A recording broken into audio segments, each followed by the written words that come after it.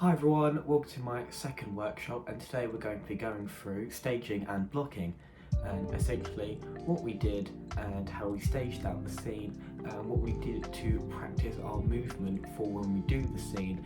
And overall what we were doing is basically working out what kind of movements, where we need to be on the stage and where we blocked out our performance. So this is what overall we came out with, and this is what the stage looked like. We added a table at the back with 4 chairs for 4 characters in the scene. We used 3 tables for the kitchen, put on the left hand side as you can see, and on the right side. We had 3 boxes, one representing a table and the other 2 representing a doorway for the new glass door that they put in, and 4 chairs symbolising a sofa with a table and a computer in front in the scene, so music can be played and someone is reading over the script itself or their lines. So that bit with the computer, that's not part of the stage, that's kind of just for the technicians to kind of accompany us to see where it went wrong and improve the scene by adding music. And at the back was obviously lighting, where we would up and down the lighting. Now for the staging side, what we essentially did was, for a lesson workshop, we got our scene structured all together, and then our scene 1 and 2, because we were the first scene, we just went through it and we said, right, you're gonna go here, you're gonna go here, and we kind of roughly got a good idea of where we were going to move, where we were going to perform. And once we did that, we kind of showed it to our teachers, and they kind of said, that's good, but in this play it says yada yada yada, which could be better seen if you moved over there, because then the audience could get a better understanding of what's happening in the scene, and also they get a better visual. And they kind of showed us that you can't have your backs turned, you'll turn your back there.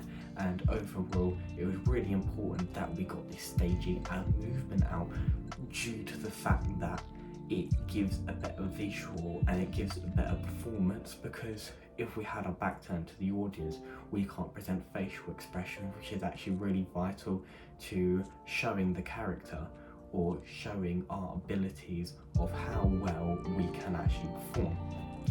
And that's what we had so far, and we had other techniques as well, more or less understanding the character, like hot seating as well. That's another procedure that we did, and we did this because of the fact that we tried to learn the character and who the character was. And essentially, without learning the character, you can't learn the facial expressions, and then you can't learn the movements for the character, because it's very important to understand the movement, the staging of the character. And without learning who Sam as a character is, or any other character, your movements are going to seem very off-putting, especially to an audience. So that's why hot seating at the time was very important, because the more you do it, the more you feel like that specific character. And when you've done it enough times, you have an understanding of who the character you're playing is, which is Sam. And as Sam, he would go from big movements to very small movements, and when he feels kind of challenged, he seems to be getting very defensive. And then when portraying very defensive movements, you would get up and then move, or you would make a very big action to visualize that problem.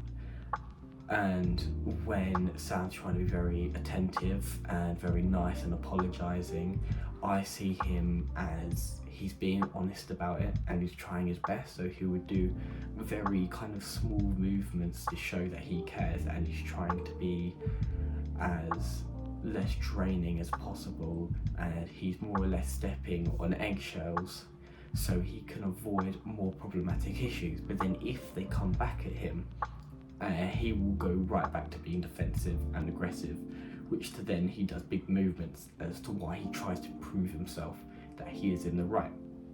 Now obviously with the staging, what I've learned with this staging, it's very important to get down as soon as possible, because even if you do know the lines, the stage movement is just as important, because if you mess up on the stage direction, that could really ruin your performance. Because although you know your lines, not knowing the performance as aware of moving and where you're going to go, it almost makes the scene look really unpolished.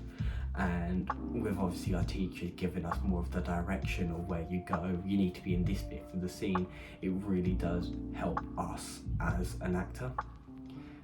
Things I learned from the workshop which I found really, really useful was the matter of the fact that it's more polished. At the end of the day, we got a lot of things done that day, and I still learned a lot of my lines. And even though for that day it wasn't about learning your lines, it's learning where you're moving, learning where the scene were, learning where the props are, pick this up, pick this down. But because we were going through it in our minds, we had an actual understanding of the lines, the movements, and overall I had a better understanding of the character of the play as well. Although I would argue some things I would like to learn more was going back at it further more and more and more, because practice makes perfect, and at the end of the day we have a limited time to do this staging, blocking and movements, because we've got to move on to the next workshop, next lesson.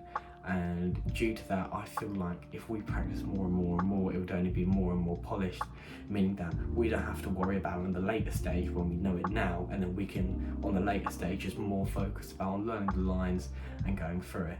And I think that's the only real problem I had it with it then, and I feel at the time it went very well for the workshop, and overall it was very successful. So thank you for watching the workshop. I hope to see you in the next one.